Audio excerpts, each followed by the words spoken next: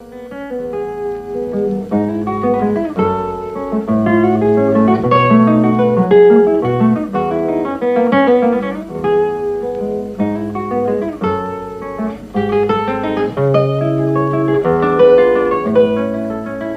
poet is born, not made.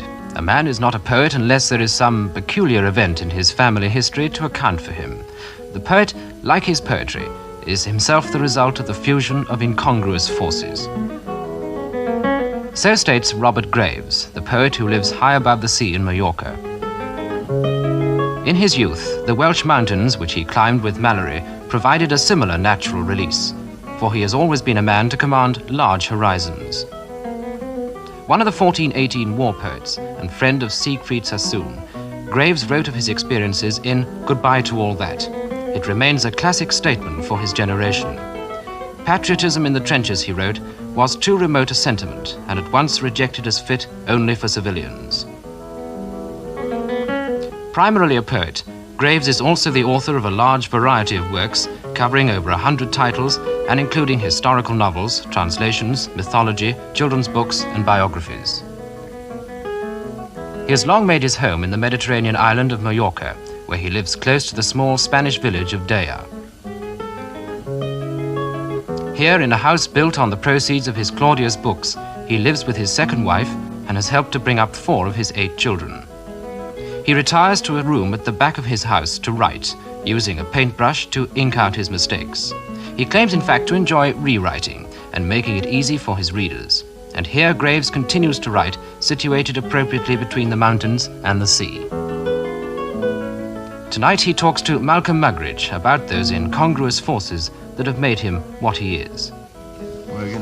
The thing is, your ancestry is so extraordinarily mixed, isn't it? I mean racially, nationally. Everybody's ancestry is mixed. In fact, I can trace my descent, as the Queen does, to the Prophet, Muhammad. Well, that's pretty good. The thing is, but you have got this German, Irish, Danish, and Welsh, haven't you? No Welsh. No Welsh. I'm Wait sorry. a minute. German, married Welsh, Irish, married Welsh. You've got German, Irish, Danish, anything else? Scotch. Scotch. Scotch. Is that the most important of all? It's what keeps me steady, keeps me here in my seat. The Scotch ancestry? Yeah. That's your sort of... Here's Scotland. Quatner. Well, now, which of them do you think was the most important as far as influencing you has been concerned, as far as shaping your life has been concerned? Your German, or your Dane, or your Scottish, or your Irish? Or my Arabian. Or your going back this Muhammad? Yes. Well, I think what happens is that the Scotch and the German and the Danish keep the Irish in check for a long time. Is it and eventually, the Irish breaks through, and that takes over. Is that right? I accept that, absolutely, because I seem to detect in you a mixture of a tremendously learned, slightly eccentric German professor and a rather amusing, irresponsible Irishman. That fair? Well, the Germans my German ancestry was extremely distinguished. I know it was. And very, very solid and very... The father of modern history was my granduncle, Leopold von Ranke. Yeah. But listen, let's forget about ancestry. All right. What a tremendous lot of words you've written. I was looking through a list of your books. Many of them the same, of course. Well, yes, but still there are a lot. Even just to write them, if you repeat yourself a bit, who doesn't?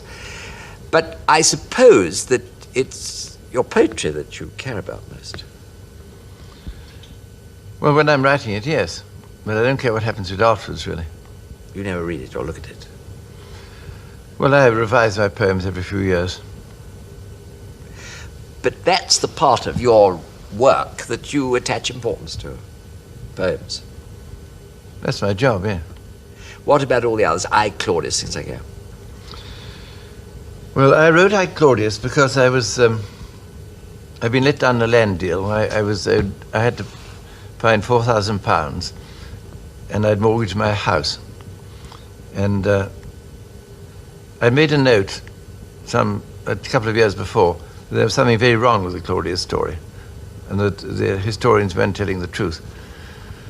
And it might be a good thing to write if I ever needed the money.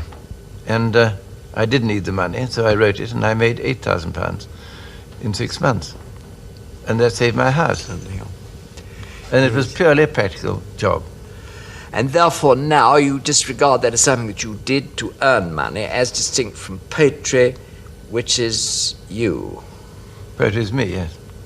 Well, why do you write poems? How does it come about? Well, what happens is a sort of cloud descends on you. And you don't know what's happening. And then you suddenly realize that there's some problem of extreme importance. It's got to be solved. And then you realize that there's a poem around. And then suddenly 2 words or 3 words come to your mind, and that gives a start. And then you write the poem, and it's as though the poem has already been written, but you're trying to reconstitute it. You regard the poem as something already there. You've got to get back to the original, your original view of it. What about... And so you work hard and hard, and finally get it back to something near what it really would be. Could that be compared to what's called a mystical experience? Of course it's mystical, yeah. Same sort of thing? Yeah. Same sort of thing.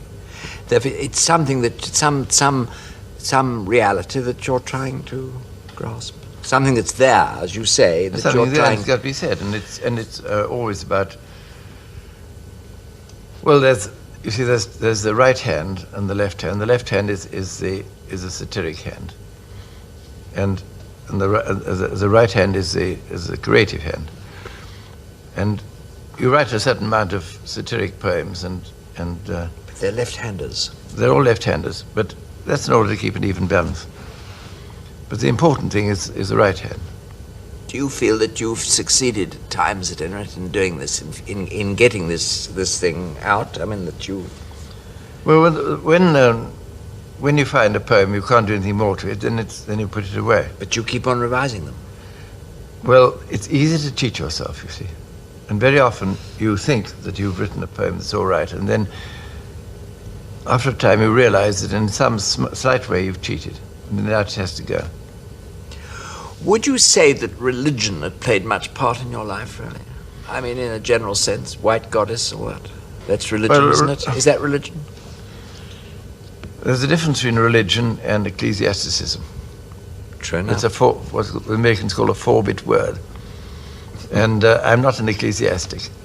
Although I know my Bible better than most priests. I can say so without boasting, because most priests know very little about it. What about Christianity? Do you care for that at all? Listen, we're living in what's called a Christian age. It's a transitional age. And there's a lot of... If you want to know really... Yes, I do want to know. I have no really. question Right. that I ever put that I don't want to know really. I was thinking about it the other day, and I decided that what I've been trying to do, really, is to find out what Christianity really is, and to separate the Jewish side of it from the heathen side. And if you, in a book called The Nazarene Gospel Restored with Joshua Podro, which is now out of print and will remain out of print because of the unofficial religious boycott of it, but which is used in certain theological faculties in certain universities as a sub rosa textbook, because there's no other book on the subject. That separates all the Jewish side of Christianity from the when I say the Christian side, I can use it literally, because Christianity wasn't invented until that new side came in, where it becomes a mystery religion of the Greek type. And this would be Paul. What did you do this? With Paul and Apollos and Simon Magus and other characters. And I've tried in these 2 books, The White Goddess and the Nazarene Gospel, entirely unlike, to separate the 2. Which is the good and which is the bad? It's not a question of good and bad. It's a question of two different sides of Christianity, which people have tried to make go together, and which don't go together, and that's why there's all this muddle. Therefore, but if you're going to separate them out, Do you discard one? No, I don't discard one. That is a belief. That's the way of thinking. That's the way of thinking. No, it's not a question which is better. But what's happening now is people are so worried about religion that they are trying to leave out God. They want to keep Jesus Christ as something apart from God. It doesn't work. Jesus is so rooted in the idea of God that you can't get rid of it. You've got to have God or nothing. That's what it comes to. Your mother was a very pious woman. Is that right? Was yours? Mine was, yes. Yes, she was rather. She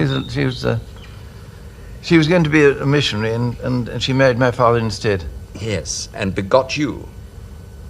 My mother, women don't beget. All right, your father begot you with my her mother cooperation. Bore me. My mother bore Your me. mother bore you, your father begot you. And never bored me. No. Well, I do think that her piety and sort of desire to be good played a part in your life. She was a very loving woman, and she'd married at 35. And after 35, you don't expect children. And she had a girl. That was all right to try on. Then she had another girl. She got rather worried. And then she had me, you see, when she was about 40. And so that was terrific for her. Yes. And I think she loved me very dearly, you know. Sure she did. And I think that had a great help, been a great help to me all my life.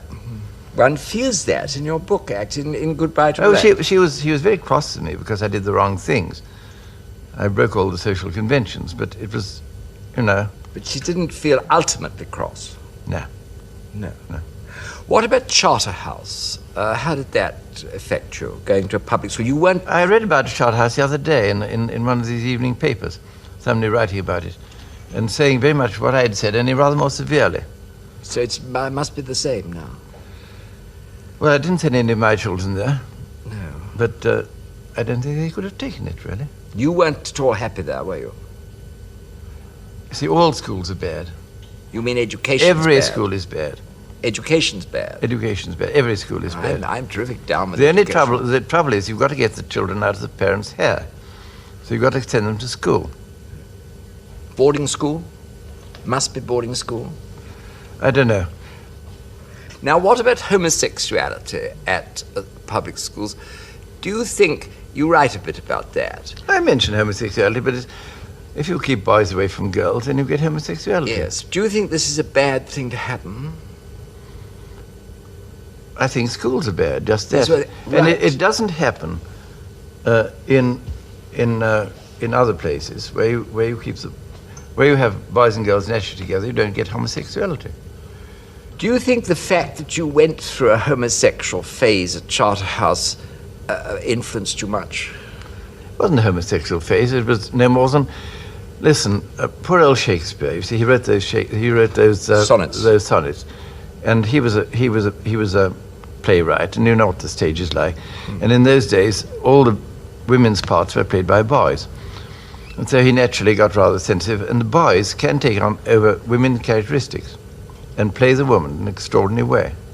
And it was the woman that Shakespeare was in love with this boy. And then, of course, suddenly he became a man, and the whole thing ended in tears. Exactly.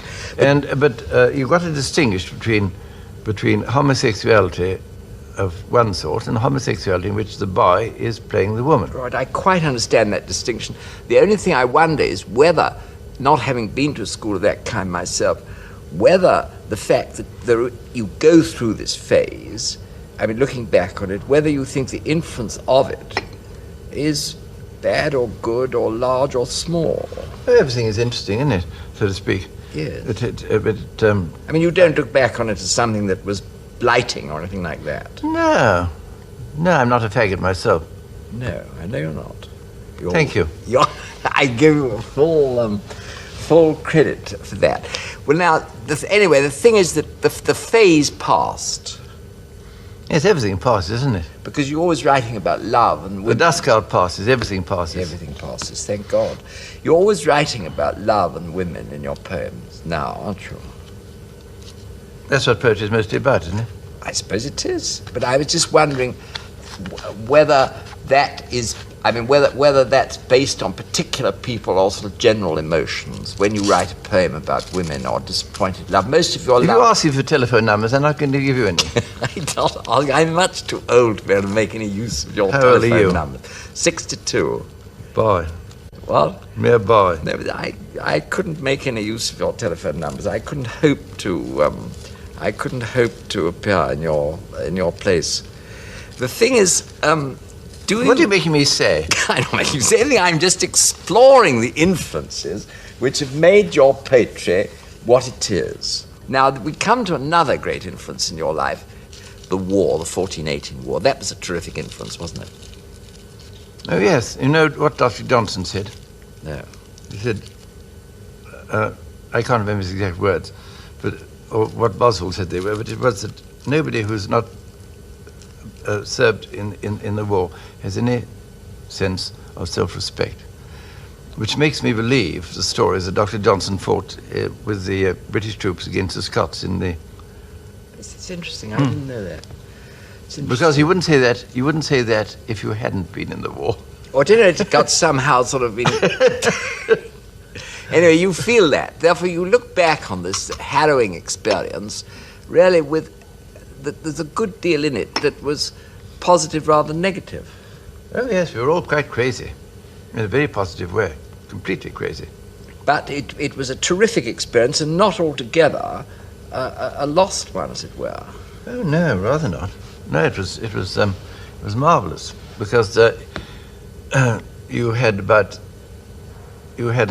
in any 6 weeks, you had one chance of being killed, one chance of being wounded, and one chance of being severely wounded, if you happen to be an officer. Privates had longer life. It's very simple, but it's all to do with horses. Go on. Because, you see, every British officer had to wear these sort of breeches and puttees, and made it quite a different silhouette. And so the German troops were taught to fire at the officers.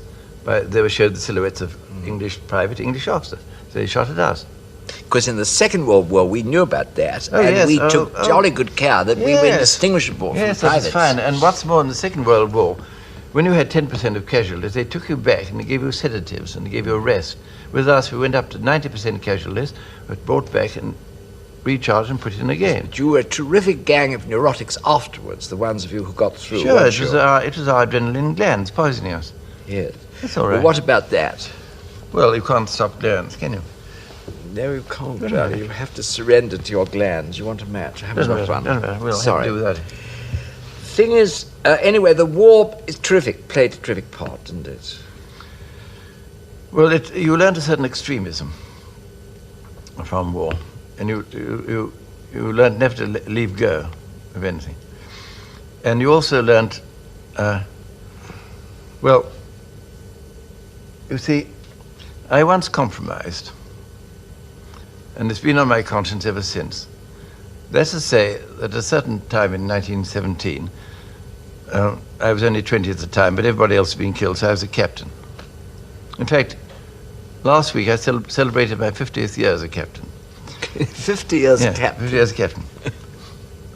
We ought to call this program 50 years as a captain. Well, I was required to attend a court-martial on a deserter. And with the notice came instructions from Corps that the man had to be shot. Well, now, in order to support morale. Well, now, this was a very grave thing because you can't direct justice in that way. A court has its own responsibility. And if I'd attended the court-martial and had said, look here, I refuse to, I object to the dictates of the court about influencing my verdict in this thing, I'd have been cashiered. I could have gone sick, that'd have been cowardly. I could have gone and sentenced the man to death, and that'd have destroyed me, you see. So I got out of it there was one other captain who was taking a spell in the trenches, and I took over his command. And he went to the court-martial, had a nice time. He didn't mind. But I always felt that I was only 20, and the judgment was wrong. And from then outwards, I decided never to be anybody's stooge, never to take any instructions from anybody else. In other words, never to take a job in which I was responsible to anybody above me. And I kept that ever since. Yes, I think you have, and I think it's played it's It all started with that. Started that one incident. Yeah. It's very interesting. In this war thing, of course, after the war, you met T. Lawrence and wrote about him and all that. Very interestingly. What do you feel about him now? Do you feel the same as you did then? Oh yes, I know much more about him, but he was my friend, and 3 times when I was nearly bankrupt, he came to my assistance. I know, that's marvelous. But the thing is... But he was a real man. Yes, but does it worry you, the things that have come out about him, does it alter your judgment in any way? What things have come Well, I out? take a simple thing. I can never believe, and I know that you've got this terrific feeling about people telling the truth. I can never believe that a person who is a sort of fantasist about himself is any good. Well, obviously Lawrence was that, wasn't he? No, not a fantasist about himself. He was very truthful about himself. But he told the most terrible lies, Robert. Only as a woman tells lies in order to protect a secret, not for self-glorification. After the war and all that, then came marriage. What about No, marriage? during the war. During the war, just the end of the war. Yeah. What about that? I got married. I had 4 children. Yes, I know. I knew one of them well. And the thing is, but what do you feel about that? I mean, do you think matrimony is a good idea? I think a marriage should be restricted to the very few people capable of being married, about 10%. And what about the others? And they should not be allowed to be married unless they jolly well can be married and are suitable for it. And the others, the whole trend is against marriage now, and it's going back to the original position in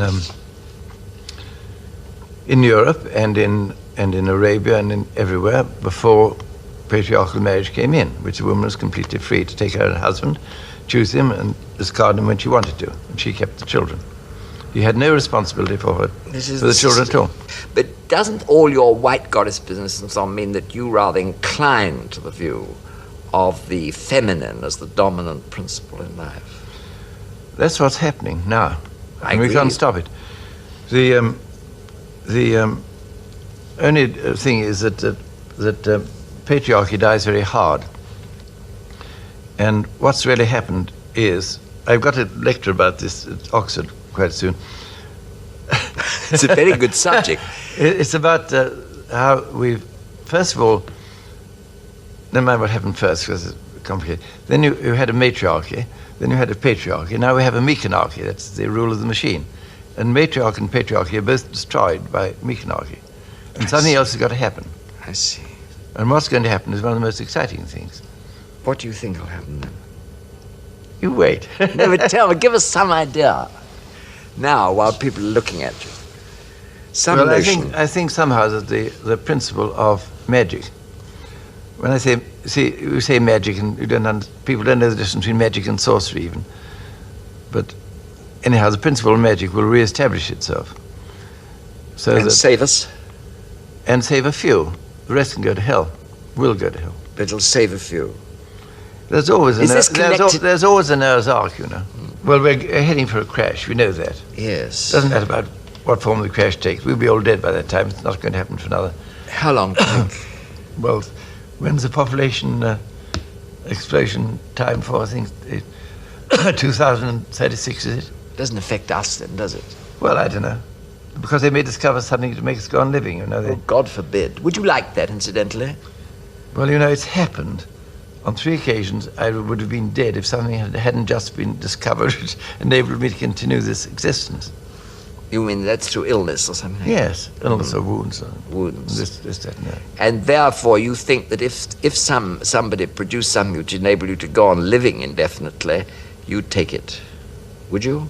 I doubt it if you would, really. You don't want to go on living, really. It depends who else is about.